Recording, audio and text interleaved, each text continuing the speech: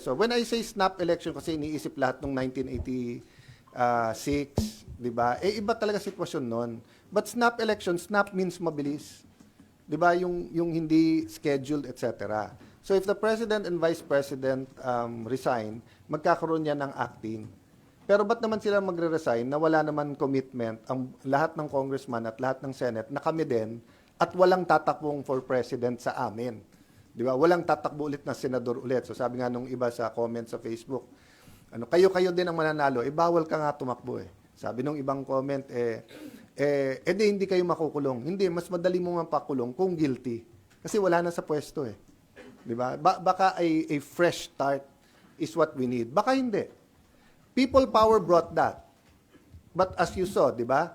President Cory had to do proclamation number 3 calling for revolutionary government. Nung pinalitan, sabi ng iba, ba't hindi sinama yung mga mayors? Well, unang-una, walang trust issue sa mayors ngayon governors eh. Yung problema sa trust ngayon, DPWH, ang nagdi-deal with DPWH, Senador, Congressman Malacanang, hindi mayors. Most mayors, some mayors have problems, but most mayors are trusted by their constituents. So, going back, President Cory, nung pinalitan ng mga OIC, doon nagkaroon ng malaking problema eh. Di ba?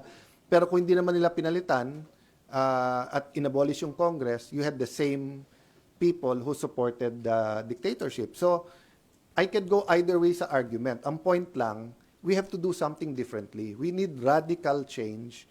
We need transformation. We need to attack yung core values ng ating gobyerno ngayon. It's not happening with the present joint or parallel investigation of DPWH, some individuals, NGOs, ICI, and the Blue Ribbon Committee. Sa Blue Ribbon nga lang nagkakaproblema eh. Pero tingin ko sa lahat ng problema, yun ang pinakamadaling ayusin.